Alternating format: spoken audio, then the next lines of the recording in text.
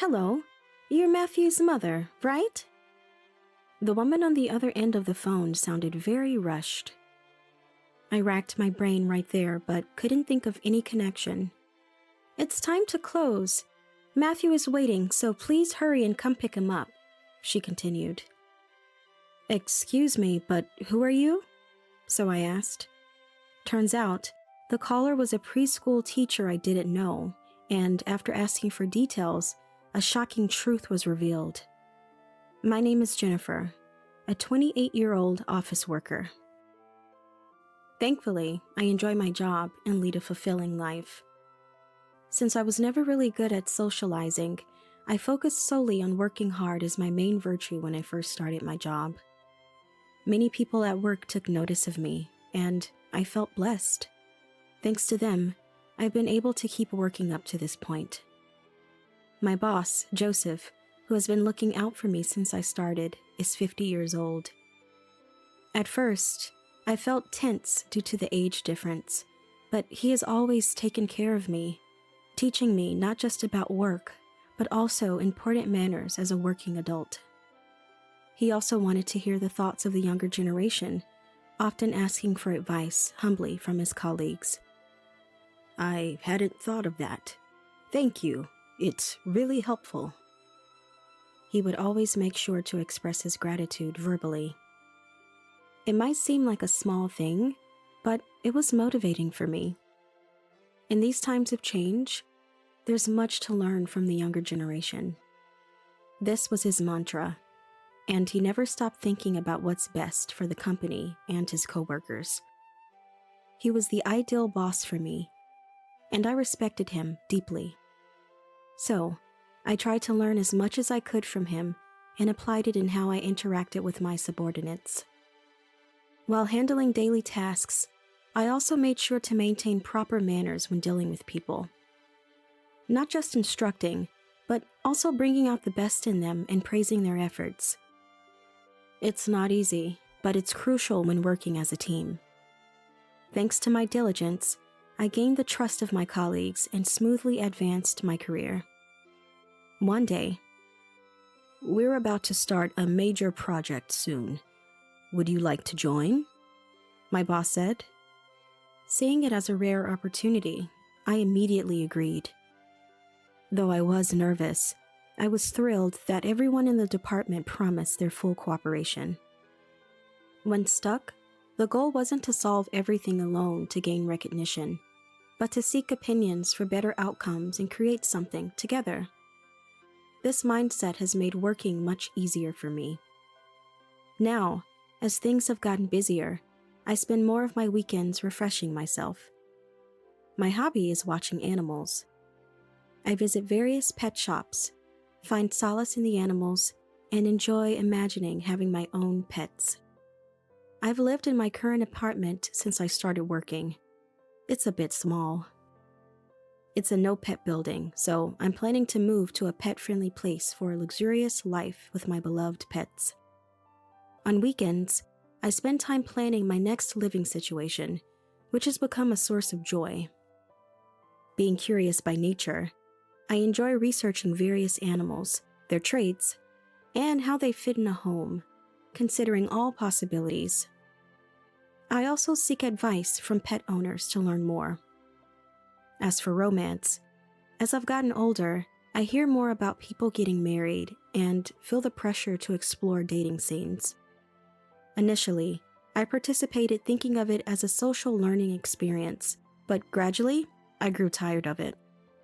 Having little interest in romance, I've recently been politely declining, preferring to spend my limited time on my hobbies. One day off. As usual, after being comforted by pets at the pet shop and on my way home, I received a call from an unknown number. I usually don't answer, but considering the ongoing major project involving many people, I thought it might be a business call. Hello? As I spoke, the woman on the other end in a rushed voice. Hello? You're Matthew's mother, aren't you? It's well past pickup time, but you haven't come yet? Said. Of course. I had no clue and was completely baffled. To clarify the situation, ready to be scolded, I asked, "Excuse me, but who are you?" After the woman mentioned an unfamiliar preschool's name, she said, puzzled, "I'm sorry, it was a mistake," and hung up. Stunned, I was about to collect my thoughts when the phone rang again. Answering the phone again. "I'm really sorry to bother you again, but after checking with Matthew's father, it seems this is indeed the correct number, so please hurry and come pick him up," the woman from before said in a stern tone. I immediately responded, "I'm sorry, but I'm not married, nor do I have any children." To which she replied, "What do you mean?" sounding confused. Thinking we would just confuse each other more over the phone, I suggested, "I'd like to clarify the situation, so I'll come visit once," and got permission to head to the preschool. Upon arrival and entering, one child saw me and joyfully ran towards me. "Mom!" shouting. However, the moment he saw my face up close and realized I wasn't his mother, he went back to the teacher. "Not Mom. When will she come?" Seeing the child seek comfort from the teacher, my heart felt a bit heavy. I was taken to a separate room to hear the full story from the teacher. Apparently, my name and contact information had been submitted to the preschool without my consent. Matthew is from a single-parent family, and the protocol was to contact the father first, then the grandfather, and me, supposedly his common-law wife, third. According to Matthew's father, they're not married yet, but planning to live together soon. The teacher looked sternly at the list of emergency contacts for Matthew. After pleading my case about my contact being used without my permission, she gave me only the names of Matthew's father and grandfather. Are you kidding me? Turns out, Matthew was my boss's grandson. The boss's surname is quite unique in this area. There's no one else with the same full name, so if it matches, it's likely him. It made sense that my boss could use my contact information without my consent. However, if it truly was my boss who used my name, I couldn't fathom why. I had never heard any mention of this from him before, and all I knew was that his son was a single father doing his best to raise his child. The mystery deepened, and I left the preschool after saying goodbye to the teacher. The next day, after arriving at work, I confronted my boss immediately. To my surprise, he admitted to using my contact information without hesitation and didn't seem to think it was wrong at all. "Well, I've been taking care of you at work, so cut me some slack. My son has it tough being a single parent. Plus, he likes you. You haven't had a boyfriend in a while, right? It's tough if you don't have kids when you're young.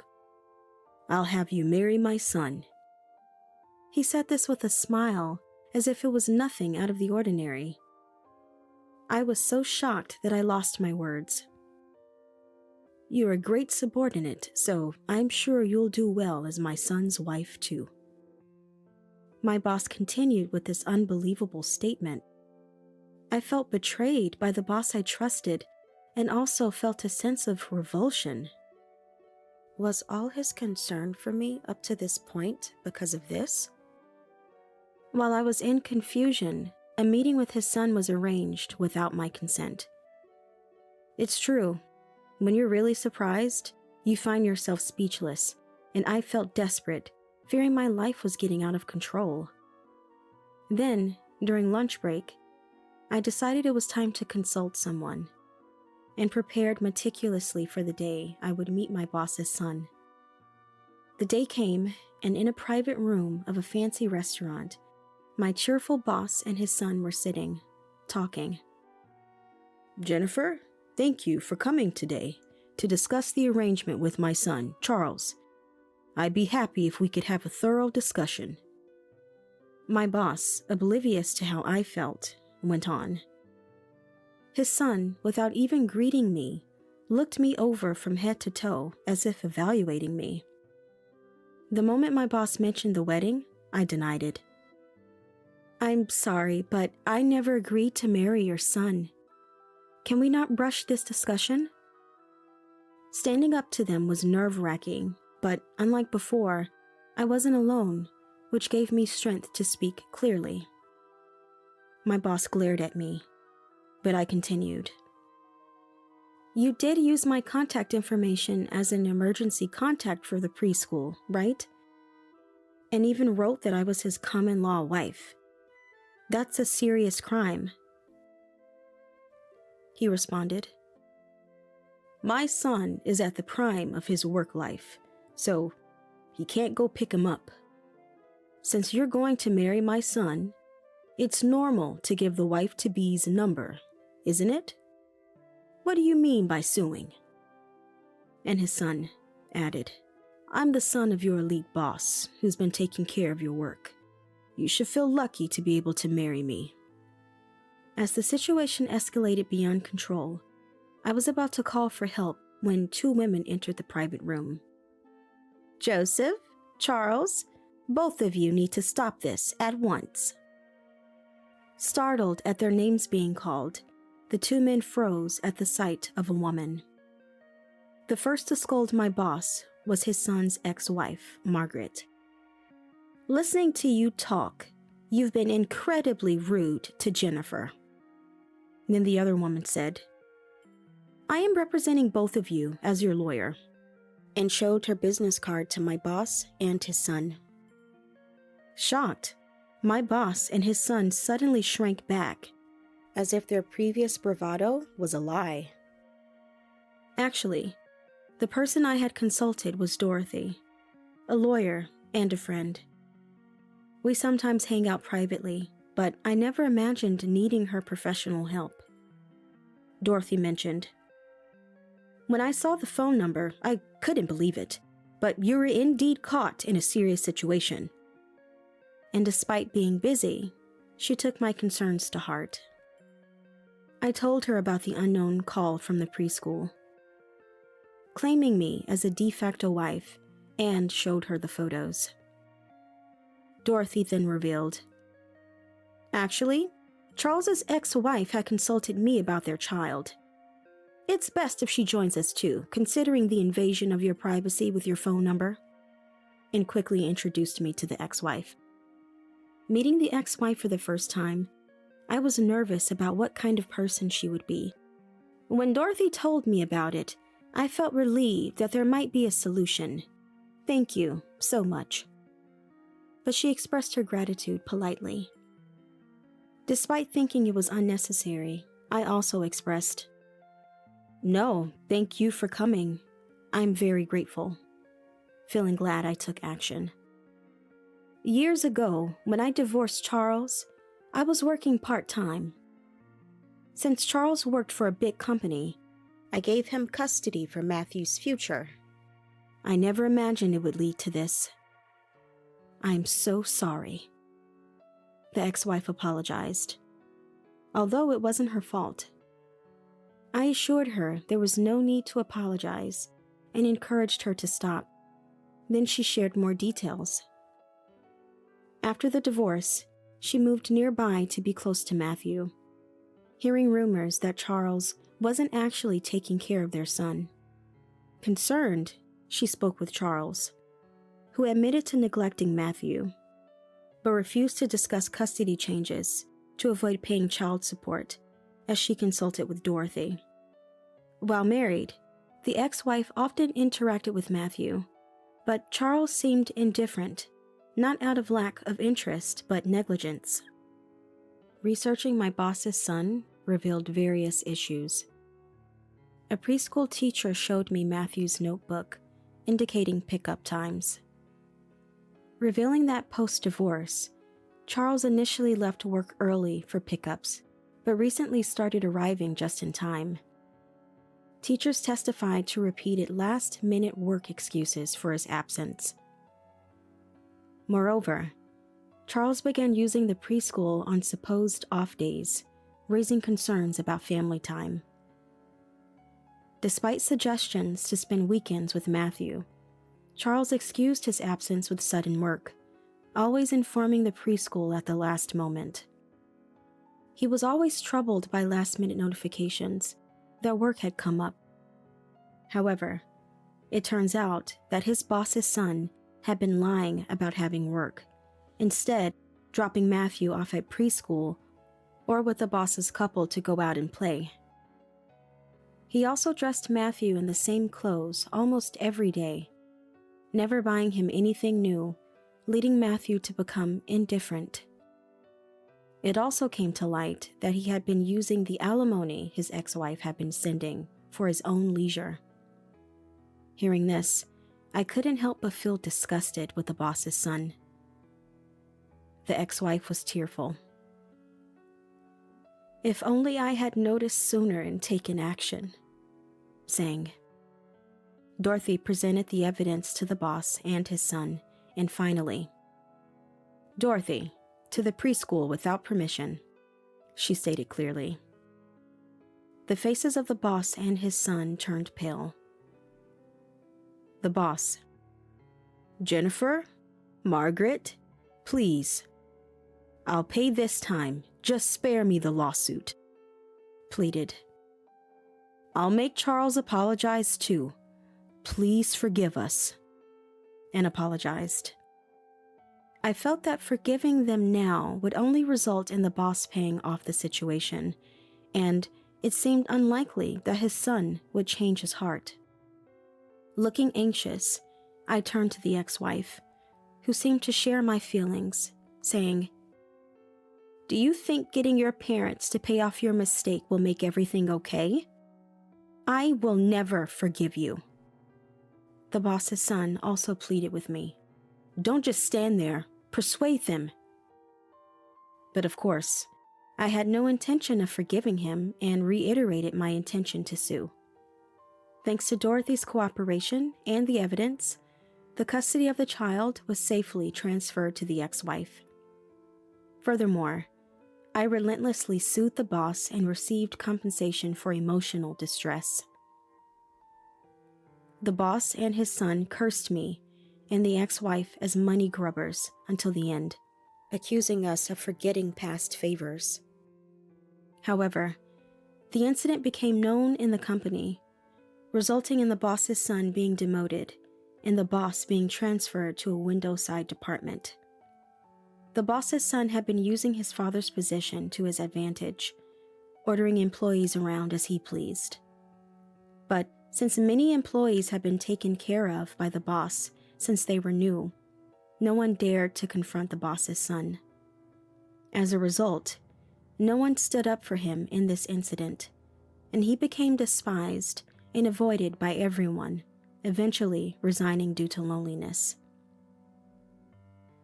In the end, while being coldly looked upon by everyone, the boss's son said, "I have been thinking of quitting this low-level company anyway." But his arrogant attitude persisted in interviews, making it hard for him to find a job, and he is now living off part-time jobs. He continues to boast about his previous job wherever he goes, still being disliked by everyone. When the boss's wife found out about the incident, she demanded a divorce. The boss's wife, not knowing me, "I can't believe you would cause so much trouble for others," exclaimed in fury. Furthermore, since the house was in the ex-wife's name, he was promptly kicked out, demoted to a window-side department, and with a significantly reduced salary. The boss struggles to make ends meet while working multiple jobs to pay me compensation. I have become good friends with Margaret, the boss's son's ex-wife, since that day. It was an unexpected turn of events, but we found we had similar thoughts and values, and before we knew it, we had become friends. Matthew is also living happily with Margaret, enjoying each day. Since Matthew was more attached to Margaret than to the boss's son, I am relieved. Without the boss's help, I was able to successfully complete a project with the team, leading to my promotion in even busier days. Working hard and earning more, I moved to a pet-friendly apartment and finally got the pet I had always wanted. Having a comforting presence every day has made work more productive and life more fulfilling. Now, my joy is spending weekends at the park with Margaret, Matthew, and my pet, cherishing these happy days. Mother-in-law Sandra told me to go to the changing room. Sandra always turns off the water heater only when I'm bathing as a form of harassment. I couldn't believe Sandra had prepared a warm bath. There must be something up. With a mean smirk, Sandra looked down on me, suspicious. I am Angela, 28 years old, living with my husband Christopher of the same age, both of us working. We met through a mutual friend at work, and this year marks our 3rd year of marriage. As our careers started to take off, we supported and motivated each other through thick and thin. Being in slightly different departments meant we didn't run into each other much at work, maintaining a relationship that felt like an extension of being good colleagues without mixing business with pleasure. While having children might change our perspective, fortunately, our parents-in-law didn't seem too keen on having grandchildren, sparing us from any nagging on that front. However, the biannual pilgrimage to my husband's family home is, without exaggeration, my sole source of dread. His family's house is so far away, it requires a plane ride from where we live. This means we have to book flights and pack days in advance. As the date looms closer, I find myself repeatedly checking the calendar, dreading its arrival. The main reason for my dread is the subtle bullying I endure from Sandra. It's the kind of pettiness that's not worth mentioning to others. Like the time during a family meal when Sandra forgot to set a spoon for me, leaving me to eat with a plastic one. Or when she accidentally tripped over my phone charger, leaving me with an uncharged phone the next day. Complaints about these minor, yet endless incidents didn't seem worth the energy. I confronted these issues in my first year. I'm troubled when things like this happen, to which Sandra would sneer maliciously. Are you really making a fuss over an incident? You're quite the scary daughter-in-law. Her delight in my frustration only made things worse. Engaging with her childish behavior and attitude was exhausting. So, I decided to maintain my composure regardless of her actions, but this hardly allowed for any rest, leading to sleepless nights and increased irritability during our stays. While Sandra was problematic, my father-in-law, Paul, and my husband's sister, Melissa, were always welcoming. That made it even harder for me to bring up Sandra's behavior to my husband. Once again, as the end of the year approached, we found ourselves lugging our heavy bags, gasping for breath as we took flights, buses, and taxis to my husband's family home. The well-maintained garden at my husband's family home, a hobby of Paul's, symbolized his good health and retirement from his long-time job at a bank. Unlike Sandra, who was raised in a wealthy family and has a brash, self-indulgent character, Paul is solid and a bit shy. Welcome, Christopher and Angela. Melissa, the younger sister-in-law still in college, is energetic and her smile is charming. Every holiday, her changing hair color initially made me think she was a stranger. Despite her flashy appearance and sharp features similar to Sandra's, she's turned out to be a loving sister with a fondness for children. I've seen her getting along well with Christopher, occasionally playing games together. Even in the dead of winter, Melissa, wearing shorts, guided us. Once in the large living room, Sandra approached us with heavy footsteps, carrying cold coffee. Sandra has always seemed to me as an adversary from the first meeting. It would have been more straightforward if she had spilled the coffee on me by pretending to trip, but with my husband and others watching, Sandra wouldn't dare. However, it's inevitable that after finishing the coffee, "Angela, please start with washing the dishes." Sandra starts ordering me around. Since we both work, we've shared household chores since before we were married. When I first mentioned this to Sandra, "I can't believe it. Making Christopher do chores when he's so tired," she screamed in horror. And then, "I'll straighten out Angela's attitude." So whenever we visited my husband's family home, Sandra made sure I was burdened with almost all the chores. Initially, Christopher would say, "Stop it, Sandra. Angela's tired too." But each time, Sandra complained. "It's okay for me if it satisfies Sandra." So I persuaded Christopher. However, this became a source of stress. Sandra dumped all sorts of menial tasks on me. In summer, it was weeding the garden, watering flowers, and cleaning the drains. In winter, it involved washing dishes, laundry, and cleaning the bathrooms. Always the toughest jobs for the season. Moreover, if she caught me using hot water, she'd fly into a rage, and then I'd find the water heater turned off. I've thought about discussing this with Christopher, but Sandra's bullying only occurs when he's busy helping Paul with chores, like organizing the garage or washing the car, making it hard to bring up. Sandra's main activity seems to be cooking when relatives gather. She dirties the kitchen I cleaned without hesitation, and then tells me to clean up everything from preparation to washing up. Sure, Sandra's cooking might be delicious. People, perhaps out of politeness, unanimously praise it. Sandra, brimming with confidence, would say, "Right? It's all thanks to Angela's help." Even though she doesn't mean it, trying to make herself look better. Behind the scenes, her constant refrain is, "Can't you do anything right? Such a useless daughter-in-law." Yet she dares to say such things. If she weren't careful about her audience, she might as well have been poisoning me. Paul and Melissa probably think Sandra and I get along fine since they only see the surface.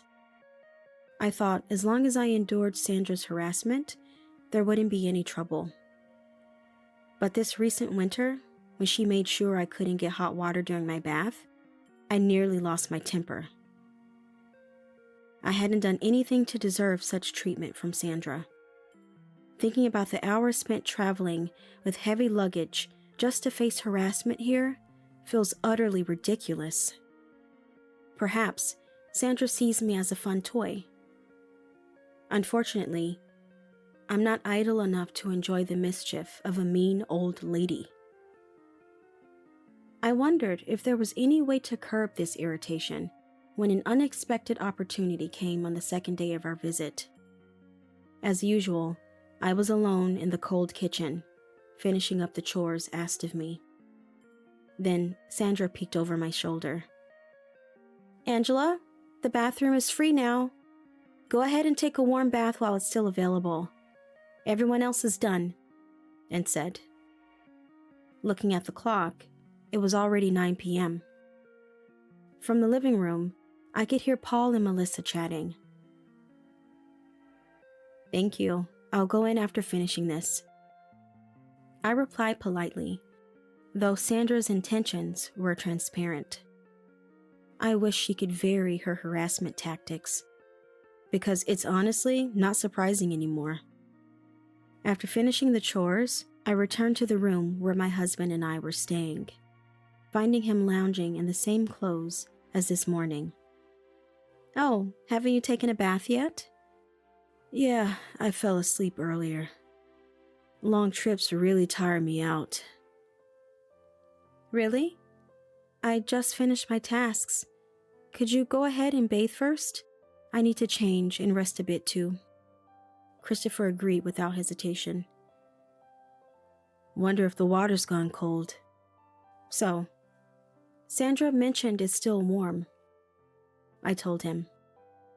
I felt a bit guilty knowing what might happen to Christopher, but using her beloved son seemed like an effective lesson for Sandra. After Christopher left, I decided to check my emails leisurely. Soon, I was startled by Christopher shouting from the bathroom. His anger was unlike anything I'd heard, even in our arguments, making me rush towards the noise. Paul and Melissa were already there, surrounding Sandra with Christopher. "Why would you do something so dangerous? Slipping and getting hurt would be serious," Christopher continued to yell, unfazed by Sandra's downturned head. The bathroom is pitch dark. As expected, Sandra had played the same prank she always does on me, but this time on Christopher. Christopher was furious because he has a mild fear of the dark, stemming from being accidentally locked in a dark place during a childhood game of hide and seek, making him uneasy in the dark since. When he entered the bathtub, he found it empty, drained of water. Thinking someone had mistakenly removed the plug, he tried to refill it, but no hot water came from the tap. And then, the lights were suddenly turned off, causing him to panic and shout. Surprised, Sandra inadvertently opened the bathroom door, encountering Christopher. "Mom, you know I've always been scared of the dark, right?" "I went in because I heard the water was still warm, but it was freezing." "It's not what you think. I thought Angela was in there." Christopher didn't miss Sandra slipping up. "Why are you always doing this to Angela?" Sandra turned pale and desperately tried to cover it up. "It's not like that. Well, not exactly. I thought everyone had finished bathing and nobody was around. Why isn't there any hot water? Could the water heater be broken?" Sandra squeezed past everyone towards the water heater. "It's old after all. Quite the trouble, isn't it?" she said, trying to tap it. While everyone watched in silence, Sandra, realizing how pitiful it was to do such a thing, next entered the bathroom and turned on the shower tap. Suddenly, hot water vigorously started gushing out, steaming. "See? It seems to be working now. Truly whimsical. Quite the nuisance." Sandra tried to muster a forced smile, but Christopher was relentless. "Is it common for it to break and fix itself so conveniently? If that's really the case, it would be rude not to have it repaired before relatives gather." Sandra was at a loss for words. Her expression betrayed a stubborn refusal to give up on the situation. "Just wait a minute." Paul, who had been quietly observing, spoke up. He seemed to have gone somewhere and then reappeared with a piece of paper in hand. "We just replaced the water heater last month. It's still under warranty, so we can call if there's really a problem. I hope you haven't been using the water heater as an excuse to make Angela feel bad all this time," Paul said in a low voice, making Sandra stiffen up. Christopher took the water heater contract from Paul and scrutinized it. Melissa also peeked over, looking at Sandra with a pitying glaze. "I've never heard Mom say anything was wrong with the water heater before. If anything, I use the most hot water since I have the longest hair." "Me too. I love hot baths, so I'm in the bathtub all year round," Melissa and Paul said, nodding in agreement. It turned out that when the water heater was replaced, the brand changed, and, indeed, there were only bills from last month for the current model. This piece of paper became the definitive evidence exposing Sandra's lie. Thanks to Paul, who had been a meticulous banker and household manager for years, everything came to light, and Sandra's excuses didn't hold up. Such an obvious lie was unlikely to be believed by anyone. Christopher, still half naked, turned to me, apologizing.